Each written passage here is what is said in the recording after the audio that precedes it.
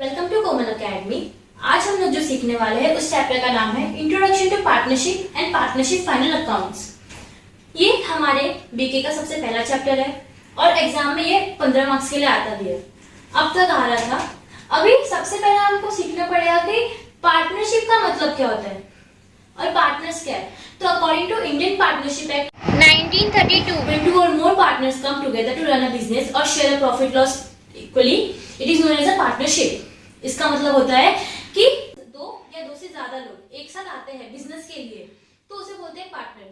Partnership में minimum 2 partners होने चाहिए क्योंकि सिंगल रहा तो सोल प्रोप्राइटरशिप हो जाएगा और मैक्सिमम 50 लोग ही होने चाहिए। 50 से ज्यादा हो गया तो फर्म नहीं कंपनी कहलाएगी। तो पार्टनरशिप का मतलब हमने समझ लिया। नेक्स्ट आता है कि पार्टनरशिप फाइनल अकाउंट्स क्या है। तो आपने 11th में फाइनल अकाउंट किया था तो आपने जो फाइनल अकाउंट प्रिपेयर किया था ट्रेडिंग पीएनएल और बैलेंस शीट। फाइनल अकाउंट हम क्यों करते हैं ताकि हमारा कंपनी का जो फाइनेंशियल पोजीशन है at the end of the year वो हमें पता चल जाए।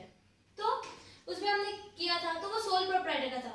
पर इस बार जो हम करने वाले हैं वो है पार्टनरशिप बिजनेस का फाइनल अकाउंट। मतलब अगर आपका पार्टनरशिप फर्म है तो आप उसका फाइनल अकाउंट कैसे करेंगे, आप कैसे अपना प्रॉफिट और लॉस 2 पार्टनर्स के बीच में शेयर करेंगे या 2 से ज्यादा पार्टनर्स के बीच में शेयर करेंगे, वो हम इस चैप्टर में सीखने वाले हैं।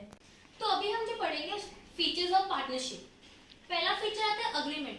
अग्रीमेंट का मतलब क्या होता है, जब 2 या 2 से ज्यादा लोग एक साथ आते हैं कोई बिजनेस स्टार्ट करने के लिए तो उनको अग्रीमेंट बनाना पड़ता है। इन द सेंस कि भाई हम प्रॉफिट लेंगे तो कितना प्रॉफिट शेयर करेंगे, किस रेशियो में शेयर करेंगे और अगर हम मतलब लॉस रहेगा तो किस रेशियो में शेयर करेंगे। एक अग्रीमेंट रहेगा सारे टर्म्स एंड कंडीशंस को लेके।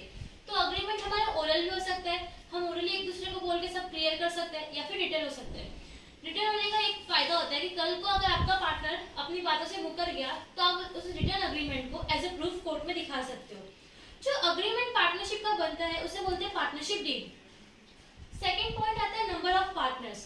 तो पार्टनरशिप फर्म में नंबर ऑफ पार्टनर्स में मिनिमम पार्टनर्स 2 होते हैं और मैक्सिमम पार्टनर्स 50 होते हैं। थर्ड आता है लॉफुल बिजनेस। लॉफुल बिजनेस का मतलब होता है कि पार्टनर जो बिजनेस कर रहे हैं वो लीगल होना चाहिए पूरी तरीके से, ताकि गवर्नमेंट की तरफ से वो लीगली हो तो वो लॉफुल बिजनेस होता है। तो हमारा फोर्थ पॉइंट आता है sharing of profit and losses. तो पार्टनर डिसाइड करेंगे कि प्रॉफिट कितने रेशियो में जाएगा और लॉस कितने रेशियो में जाएगा। नेक्स्ट पॉइंट आता है अनलिमिटेड लायबिलिटी। अनलिमिटेड तो व्हाट अनलिमिटेड का मतलब क्या होता है। अनलिमिटेड का मतलब उसकी कोई लिमिट नहीं होती है।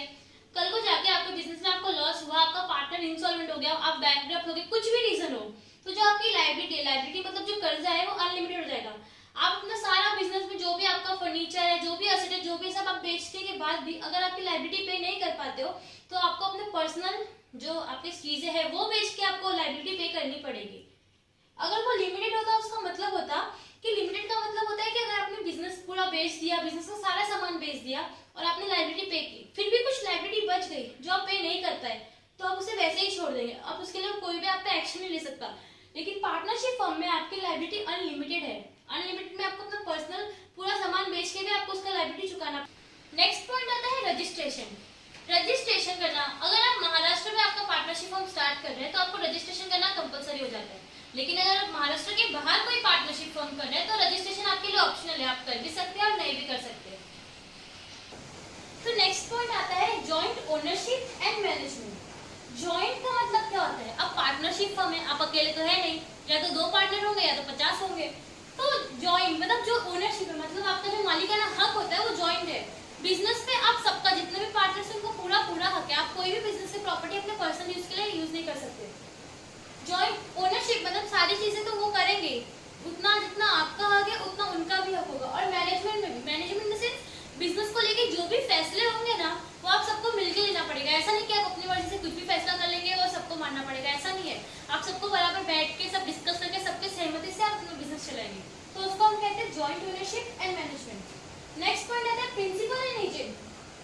प्रिंसिपल और एजेंट का मतलब क्या होता है, 2 पार्टनर्स है, दोनों आपस में एक एजेंट की तरह काम करेंगे। जब भी वो कोई फैसला लेंगे तो खुद को एक एजेंट की तरह समझेंगे क्योंकि दोनों बराबर का हक है। और जब वो किसी आउटसाइडर के साथ मिलेंगे, जब वो अपने बिजनेस को किसी आउटसाइडर को रिप्रेजेंट करेंगे तो एज अ प्रिंसिपल एजेंट मतलब एज अ प्रिंसिपल रिप्रेजेंट करेंगे। प्रिंसिपल को आप बोल सकते हैं कि एज अ ओनर भी, मतलब उसका मतलब वही होता है। 9th आता है डिसोल्यूशन। डिसोल्यूशन का मतलब क्या होता है, डिसोल्यूशन का मतलब होता है वाइंडिंग अप ऑफ बिजनेस। आप कोई भी बिजनेस बंद कर रहे हैं पार्टनरशिप बिजनेस बंद होने के बहुत सारे रीजन हो सकते हैं, जैसा कि आपका पार्टनर इंसॉल्वेंट हो गया। इंसॉल्वेंट का मतलब होता है कि उसके पास पैसे नहीं रहे, तो एक पार्टनर इंसॉल्वेंट हो गया, दूसरे पार्टनर ने बिजनेस बंद कर दिया। आपको बिजनेस में बहुत लॉस हो रहा है, इसलिए भी आप अपना बिजनेस बंद कर सकते हैं। पार्टनरशिप अग्रीमेंट का टाइम पीरियड खत्म हो गया, 5 साल के लिए अग्रीमेंट में था, 5 साल पूरे हो गए, बिजनेस डिसॉल्व हो गया। आपका पार्टनर पागल हो गया, तो भी आप बिजनेस डिसॉल्व कर सकते हैं। ऐसे बहुत सारे रीजन है जिससे पार्टनरशिप डिसॉल्व हो सकते हैं। तो आज हमने जो फीचर्स किए हैं बस इतना ही। Thank you.